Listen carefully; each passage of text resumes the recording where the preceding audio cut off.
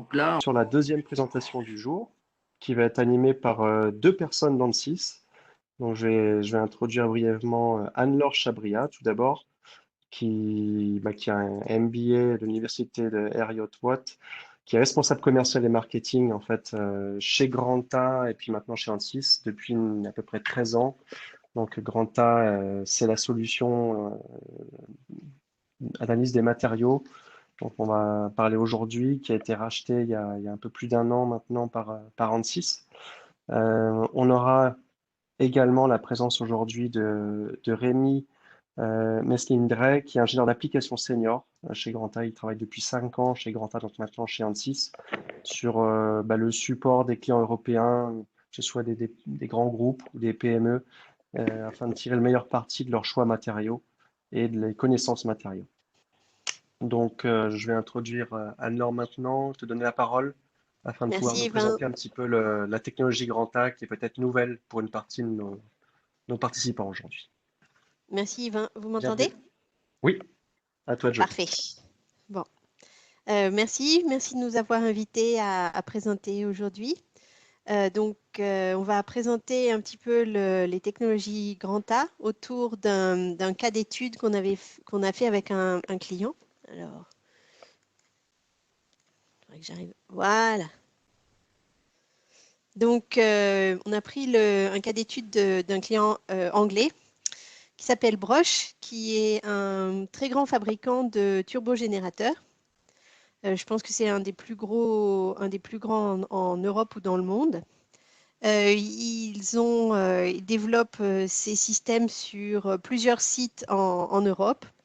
Et ce qu'ils essayent de faire, c'est d'essayer de faire des pièces beaucoup moins lourdes pour la même production d'énergie, de réduire le bruit forcément, de réduire le coût de chaque pièce et également de considérer l'environnement lors de leur développement. Donc, on va montrer lors de cette petite présentation comment ils utilisent Selector pour essayer de répondre à tous ces challenges, en fait. Alors, pour expliquer un petit peu plus, en fait, sur un turbogénérateur, non seulement, enfin, il suffit de regarder la photo pour comprendre qu'il y a de nombreux types de matériaux qui sont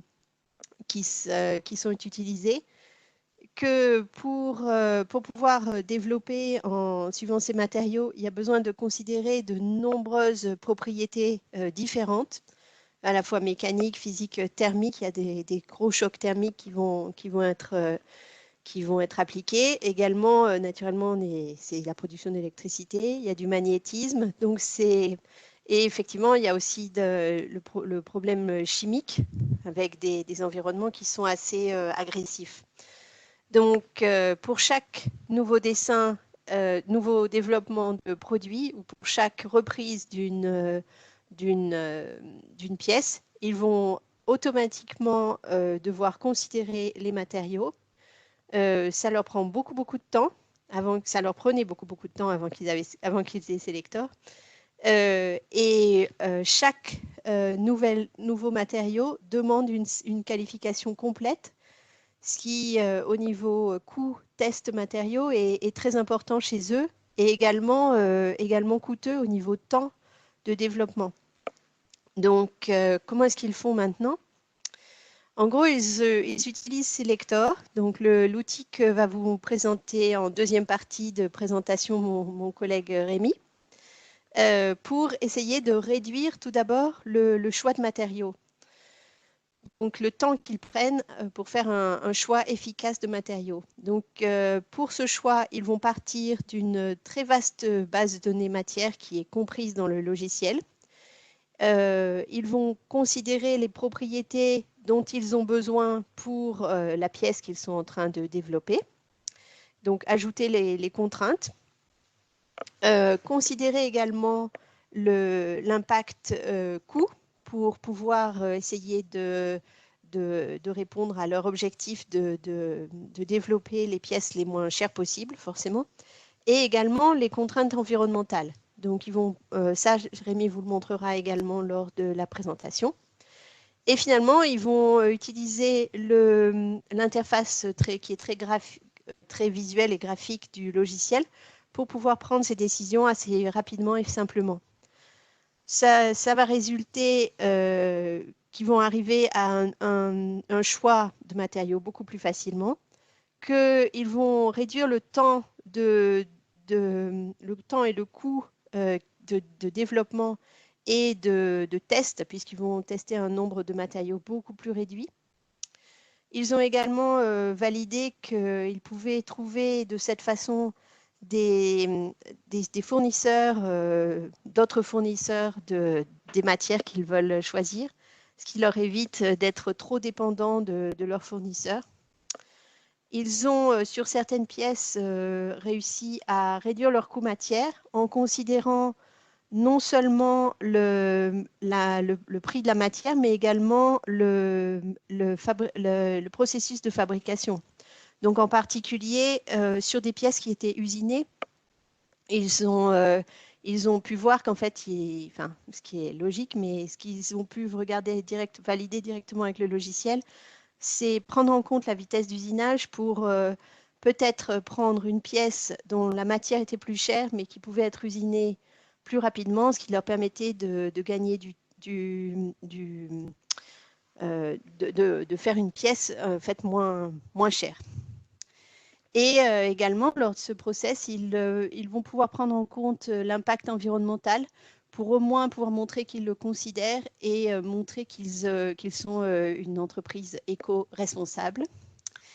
Et finalement, également, ils utilisent toutes ces données-là pour lancer des simulations, ce qui leur permet également de gagner du temps pour aller plus vite dans leur développement.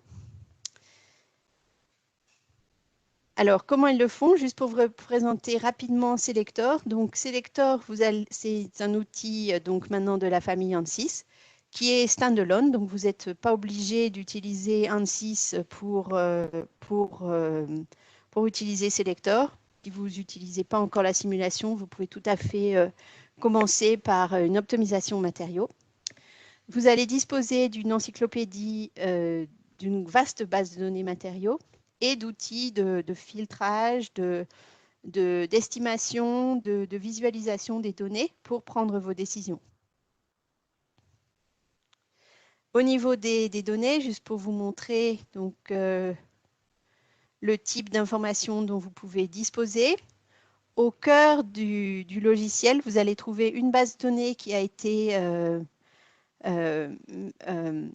élaborée par Granta depuis de nombreuses années, sachant que la société existe depuis 1994. Donc, depuis ce temps-là, vous avez des ingénieurs qui travaillent à créer une base de données matériaux qui regroupe environ 4000 matières différentes. Et pour ces matières, ce qu'on a travaillé à faire, c'est de vous proposer une base de données pour laquelle les propriétés étaient comparables, pour lesquelles elles étaient renseignées sur chacune des matières, sur lesquelles vous aviez une estimation du prix matière liée au processus de fabrication que vous pouvez utiliser avec ces matières justement pour vous aider dans cette étape de choix. À cette base, on a lié une base de données sur des courbes pour la simulation, donc des données qui évoluent en température ou des données de fatigue. Et ensuite, si vous voulez aller, donc par exemple, si vous avez choisi une matière dans Material Universe, vous avez des bundles de données qui vous permettent d'aller plus loin pour trouver soit des fournisseurs, soit des standards, soit des alternatives par pays. Donc là, je parle plutôt des métaux. Ou même des polymères, en fait, où vous allez pouvoir trouver les fournisseurs qui existent dans différentes régions et les types de données qui peuvent vous fournir sur la matière spécifique qu'ils vont pouvoir vous donner. Avec ceci, on a aussi des bases de données comme MMPDS ou ASME qui reprennent des standards donc pour l'aéronautique, pour le nucléaire, pour l'oil and gas, qui vont vous permettre d'obtenir directement ces informations et de les exporter vers vos logiciels de simulation pour comme ça garantir la traçabilité de vos données à tous toutes les personnes qui vous demandent, soit les auditeurs, si vous travaillez avec pour des clients particuliers, ou pour la certification dans le domaine aéronautique, par exemple, ou le oil and gas, ou le nucléaire d'ailleurs. Et là, je présente juste parce que donc Rémi va vous le montrer dans le logiciel, mais nous avons également dans le logiciel Selector un outil d'éco-audit qui vous permet de comparer très simplement et rapidement en fait les matières que vous allez utiliser et les process que vous allez utiliser pour la fabrication. Donc de comparer leur impact environnemental sur une pièce. Donc ça vous permet de voir si vous allez plutôt dans la bonne direction ou si non. Et après, vous pouvez prendre la décision de garder votre choix ou de ne pas le garder. Voilà, donc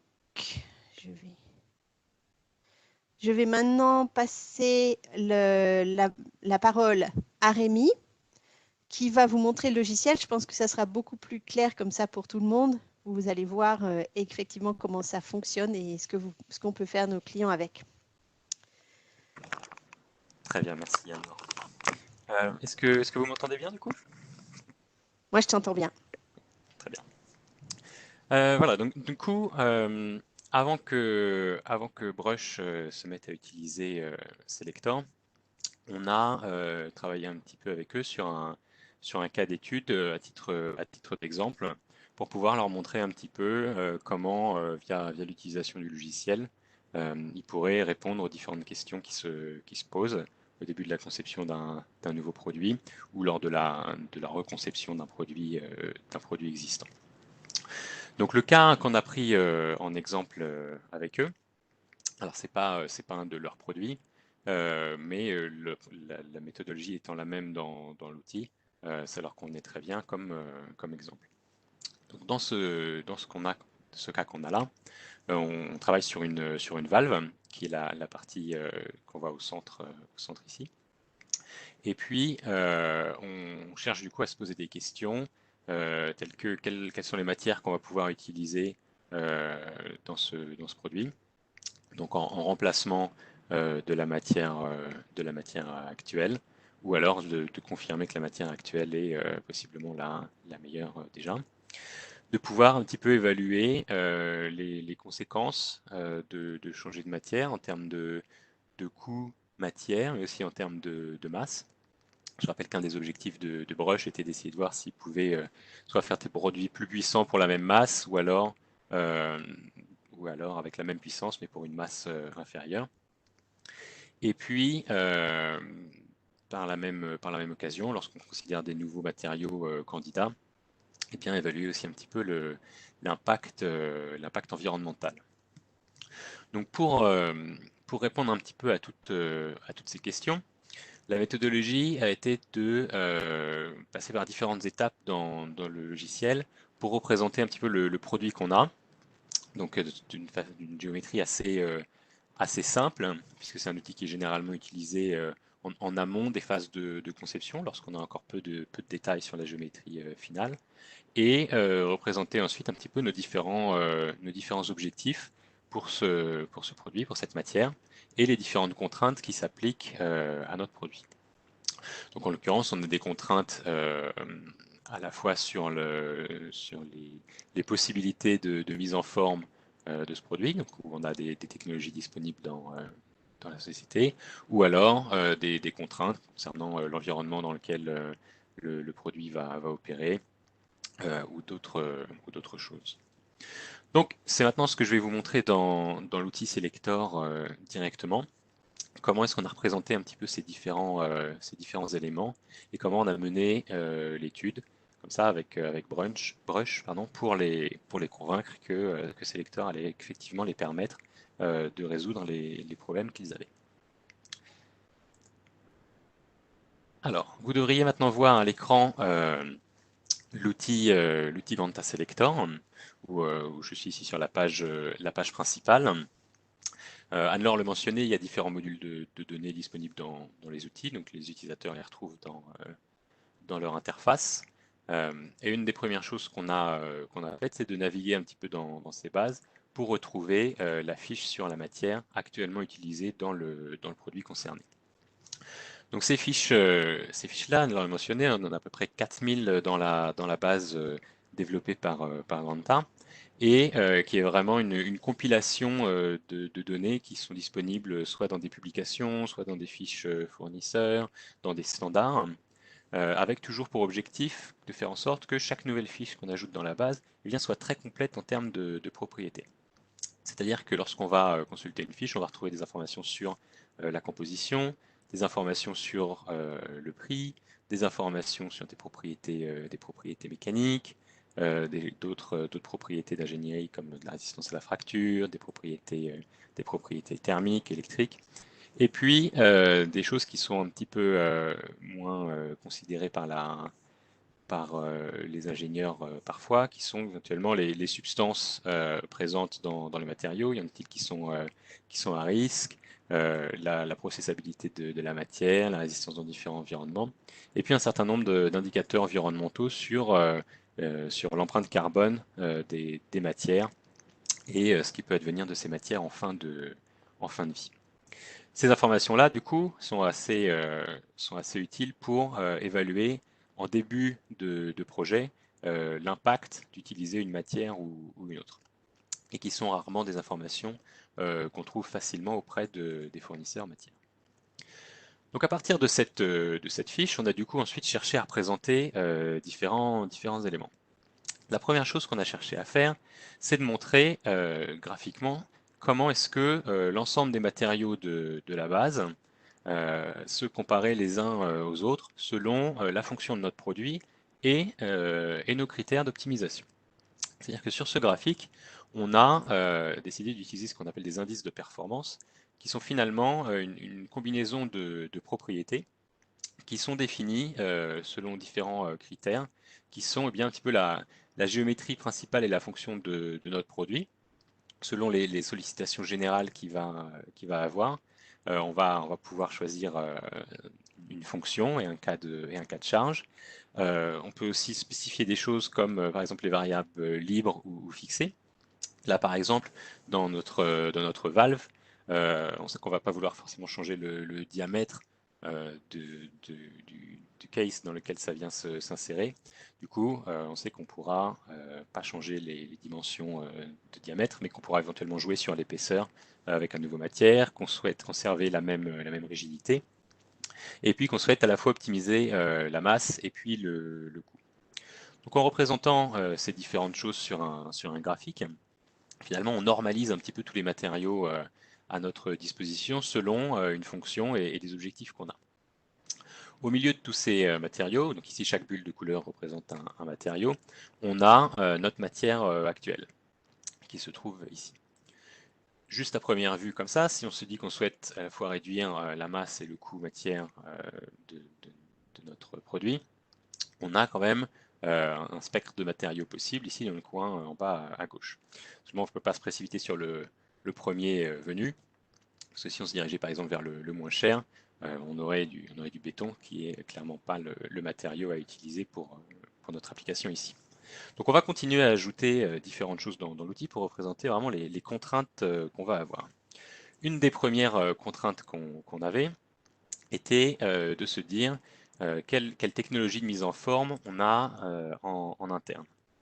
Et en plus des informations sur les matériaux disponibles dans Selector, on va aussi fournir éventuellement des informations sur les procédés de mise en forme et pouvoir lier tous les matériaux à ces procédés.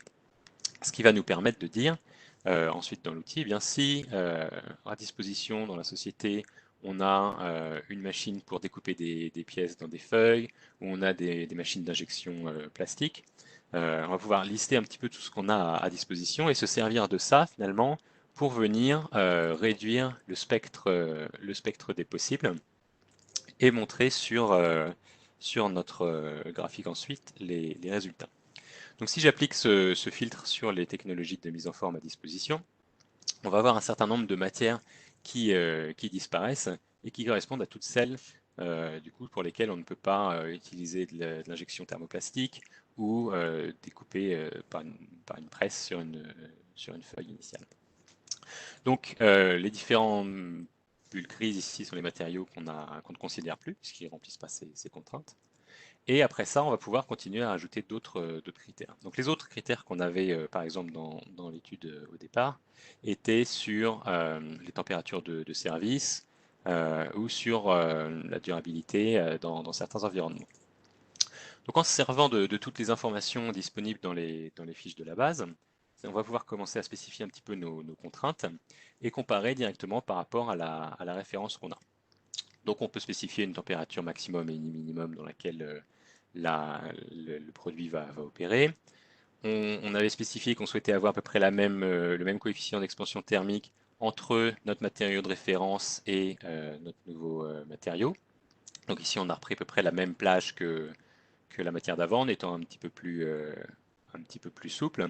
Et puis on avait également des critères de durabilité, c'est-à-dire comment est-ce que la matière va se comporter si elle est immergée ou souvent exposée à des liquides pour s'assurer que le nouveau matériau qu'on choisit puisse résister à l'environnement dans lequel il va opérer. Une fois encore, en appliquant de nouvelles contraintes, eh bien, on continue d'enlever des candidats possibles et on reste finalement sur un choix plus restreint de matières. Du coup, ce qui va nous intéresser maintenant, c'est de considérer un petit peu les dernières matières qui restent. Donc on pourrait continuer à ajouter de nouveaux filtres comme ça, mais sur le principe, l'idée était de montrer qu'on pouvait poser des filtres à la fois sur les propriétés matières, mais aussi sur les process, et les comparer en termes de performance. Donc par rapport à notre matériau initial, si finalement ce qui nous intéresse le plus, c'est de réduire le coût matière, on peut éventuellement considérer cet acier-là ou ce polymère-ci.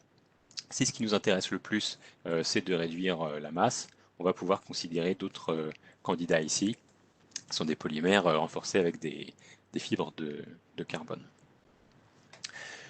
Du coup, si on en prend par exemple 2-3 ici à titre d'exemple, une des choses qu'on va vouloir évaluer rapidement aussi, c'est de savoir quel va être l'impact sur notre design. Donc on avait mentionné que sur la valve, on pouvait éventuellement jouer sur l'épaisseur, mais pas sur le diamètre de la valve. Du coup, en reprenant un graphique similaire, mais où on représente le volume de la pièce, de la nouvelle pièce, plutôt que son coût, et bien on va pouvoir immédiatement voir les candidats qu'on a sélectionnés, où est-ce qu'ils se situent. Et si on considère l'acier, non seulement on va pouvoir gagner sur la masse, mais on va également pouvoir faire une pièce plus petite. Alors que si on considère les polymères qu'on a ici, on va pouvoir économiser plus sur la masse, mais il faudra prévoir une augmentation du volume de la pièce de presque 70% dans ce cas. L'idée est de finalement fournir assez d'éléments à Brush dès le départ pour pouvoir comparer les matières entre elles et prendre une décision assez avisée avec tous les éléments mis à leur disposition. Afin de vérifier finalement quelle matière on souhaite utiliser sur la fin, on peut aussi comparer l'ensemble des fiches et immédiatement identifier ce qui est vraiment différent par rapport à notre matière de référence. Donc tout ce qui est ici en couleur un petit peu dorée, c'est ce qui va changer massivement par rapport à notre matériau actuel et qui nous permet éventuellement de regarder sur les propriétés qui nous intéressent, qu'on n'aurait pas utilisées dans nos critères de sélection avant, si on va avoir des différences majeures ou non. Un des éléments qu'on va vouloir regarder à ce point-là aussi va concerner finalement l'impact environnemental sur lequel on peut utiliser différents indicateurs des matières. Ici, on va juste s'intéresser à la fin de vie du matériau, où notre matériau à gauche, qui est notre matériau actuel, est notamment recyclable, mais sur les autres matières considérées, l'acier pourrait être recyclé aussi, mais les polymères qu'on a sélectionnés ne le sont pas. À partir de là, du coup, il va falloir qu'on prenne une décision sur quelle matière on souhaite utiliser. Soit on souhaite privilégier le gain de masse, donc considérer quand même un matériau non recyclable, soit on souhaite conserver un matériau recyclable, mais minimiser le gain de masse possible. Dans l'exemple qu'on a ici, avec lequel on a travaillé avec Brush, on a décidé de partir quand même sur le polymère non recyclables, mais de quand même évaluer un petit peu si sur l'ensemble de la vie du produit, on était plus éco-responsable ou moins. Donc pour ça, on a utilisé un autre outil disponible dans Selector qu'on appelle l'éco-audit, qui va nous permettre de représenter différents éléments sur notre produit. Par exemple, ces différents composants, où là on a juste considéré la valve, mais on pourrait considérer un produit dans son ensemble. Le matériau actuel, d'où vient la matière, par exemple, est-ce que c'est une matière neuve ou issue de recyclage, la masse de la matière, comment est-ce qu'on la met en forme, et si on perd de la matière pendant le procédé, et qu'est-ce qu'il advient de cette matière à la fin de sa vie. On peut considérer également différentes choses, comme les phases de transport ou d'utilisation, sur lesquelles on peut être un petit peu conservateur, vu qu'on est en début de conception, et on n'a pas encore toutes les distances exactes, ou les procédés de fabrication exacts, où on ne sait pas exactement encore quelle énergie sera utilisée pour cette pièce. Mais on peut quand même utiliser ces différents critères pour avoir globalement une vue sur l'impact environnemental de ce produit. En l'occurrence, la valve qu'on avait pris en exemple est une valve qui est montée sur un véhicule. Et donc, le gain de masse qu'on peut réaliser sur cette pièce va éventuellement pouvoir être intéressant, puisque quelque chose de plus léger sera évidemment plus facile à transporter. À partir de là, on va pouvoir du coup visualiser un petit peu pour les différentes phases de vie du produit, quelles sont celles sur lesquelles on va consommer le plus d'énergie, et en fin de vie, qu'est-ce qu'on va pouvoir récupérer comme énergie si par exemple on recycle l'élément. Donc on peut avoir une première vue comme ça sur le produit tel qu'il est, mais également se dire, eh bien, si on reprend le même produit, où on va considérer qu'on a les mêmes transports, la même utilisation du produit, on va juste changer finalement dans notre analyse ici le matériau utilisé et récupérer le polymère qu'on a identifié initialement dans notre étude, changer éventuellement les différents paramètres. Notamment, on avait vu qu'on pouvait économiser une certaine masse sur le produit et ajuster éventuellement les procédés de mise en forme, où là on peut imaginer que directement on a le produit final. Et cette fois-ci, à la fin de sa vie, eh bien, on ne peut pas recycler cette matière et tout est perdu. Et du coup, rapidement, ça nous permet finalement, en avance de phase, de comparer un petit peu les deux matières et de voir que cette nouvelle version avec le polymère, bien que en fin de vie, on ne puisse pas la recycler et on perde un potentiel d'énergie ici, sur les phases d'utilisation et l'énergie intrinsèque à la matière sont finalement plus faibles que le matériau qu'on avait initialement. Et donc sur la totalité de la vie du produit, eh bien, on va quand même avoir finalement un gain d'un point de vue environnemental. Ce qui va nous permettre finalement de valider ce choix matière, même si c'était pas même si initialement ça paraissait pas comme la meilleure option d'un point de vue environnemental, vu qu'on n'était plus recyclable. Donc l'idée de ce cas d'étude qu'on avait fait avec Brush un petit peu pour étudier l'outil Selector, c'était vraiment de voir comment répondre à ces questions-là et leur montrer que finalement, rapidement, à partir de l'outil, des informations qu'il y a dedans, des options de filtre et de comparaison, eh bien, ils pouvaient rapidement, comme ça, évaluer différentes options matières, voir quel candidat serait intéressant à considérer, mesurer un petit peu l'impact, l'échelle des gains possibles, et se servir de ça ensuite eh bien, pour réduire le nombre de tests faits sur les matières, en considérant que certaines, ou en allant un petit peu challenger leurs fournisseurs de matières, en leur montrant qu'ils ont d'autres options. Voilà, donc ça conclut un petit peu la présentation que je souhaitais faire sur ce sujet. Je pense qu'on a rattrapé un petit peu le créneau horaire qu'on avait, donc on a un petit peu de temps pour des questions maintenant. Merci Rémi, merci Anne-Laure. Effectivement, on a le temps pour les questions, et ça tombe bien, on a quelques questions qui sont arrivées entre-temps. Donc ouais, merci encore déjà pour cette introduction. Cette technologie est relativement nouvelle pour les utilisateurs un peu plus familiers des solutions ici sur le côté calcul, mais ça permet effectivement de voir pas mal de choses sur l'enjeu du choix des matériaux et notamment avec la couche environnementale maintenant qui est présente sur le fait qu'on puisse reconditionner les matériaux et les recycler. Alors, première question, vous avez montré qu'on peut évaluer l'impact environnemental d'une pièce. Peut-on estimer le coût? Je pense que c'est le coût global. Oui, alors c'est vrai que dans ce qu'avait présenté Anne-Laure au début des slides, elle expliquait que Brush souhaitait aussi considérer le coût global d'une pièce, pas juste le coût matière. Donc le coût matière est ce que j'utilisais ici dans mon exemple.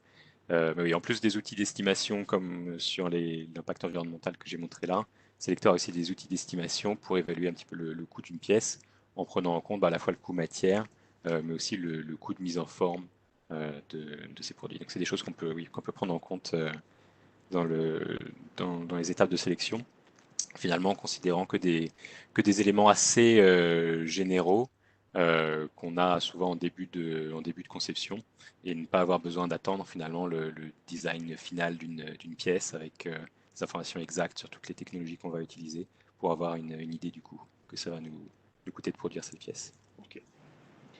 Question suivante. Où peut-on trouver la source des informations matériaux pour en garantir la qualité? Mhm. Donc, euh, ça fait référence du coup aux différentes données proposées Ouais. dans l'outil. C'est vrai qu'Anne-Laure disait qu'on a une base qu'on compile chez nous et différents autres modules. Ces modules-là, du coup, sont générés par d'autres sociétés, mises à disposition via nos outils. Donc la source, c'est eux, et selon la source, derrière la donnée a différentes qualités. Il y en a certaines bases qui sont des recueils de fiches de fournisseurs matières, donc qui sont à considérer comme telles, ou d'autres, comme par exemple si on prend une base MMPDS qui contient énormément de standards aéronautiques, où chacune des données a été qualifiée avec des campagnes assez larges de caractérisation. Donc ça va varier un petit peu en termes de sources de données qu'on met à disposition. Sur ce qui concerne la base que nous, on compile et qu'on met à disposition, comme les sources sont multiples, associées à chaque fiche matière de la base, vient une liste des sources utilisées pour compiler cette fiche. Ok. Question suivante, bah, qui rejoint d'ailleurs la question un peu classique sur le retour sur investissement, quel point central là, des outils de simulation numérique. Alors, avez-vous une idée du gain de temps de vos clients sur des études matériaux? Je sais pas si tu veux que je réponde, Rémi. Oui, oui. En particulier, hier, on a fait un webinaire avec un autre utilisateur français qui s'appelle Radial.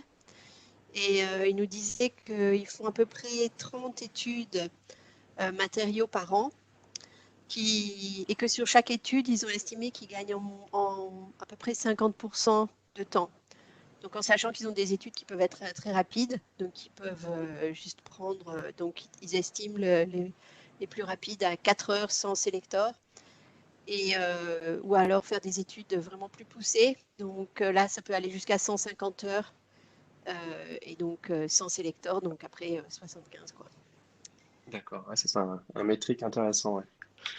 Une question bah, de mon côté, sur quelle physique aujourd'hui, j'imagine la mécanique, mais sans filtre, sur quelle physique vous voyez le davantage de synergie avec le reste du portefeuille ANSYS?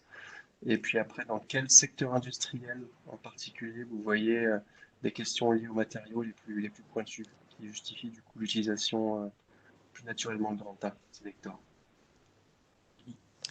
Alors, en termes de physique, aujourd'hui, on est principalement sur de la structure, sur du thermomécanique ou sur des choses plus liées à l'électronique et l'électromagnétisme aussi. C'est principalement structure, mais aussi électromagnétisme. Et puis, on s'étend un petit peu après sur d'autres physiques. On commence à intégrer nos données dans les outils comme Fluent, comme Electronic Desktop, comme Discovery, qui sont les autres outils de la famille ANSYS, avec pour but de pouvoir couvrir finalement l'ensemble des physiques à terme. D'accord. Pour l'instant, on est encore focalisé sur certaines, mais l'objectif est de continuer à s'étendre dans ces différentes physiques. Et pour le secteur industriel, moi je dirais qu'on travaille beaucoup avec pas forcément l'aéronautique, l'automobile, le médical, de plus en plus le médical, parce qu'on a des solutions spécifiques dans ce domaine qui ont d'ailleurs été mises à jour lors de la, la version R2 2020. Euh, et tout le domaine industriel. Dès qu'il y a des choses qui bougent et qui peuvent casser, ça devient intéressant de regarder, de prendre en compte les matériaux. Très bien. Merci beaucoup à tous les deux. Félicitations encore pour cette présentation, donc à la fois sur le positionnement de Grand A, puis après sur le cas client qu'on a vu avec Brush. Merci à tous les deux. Bonne continuation.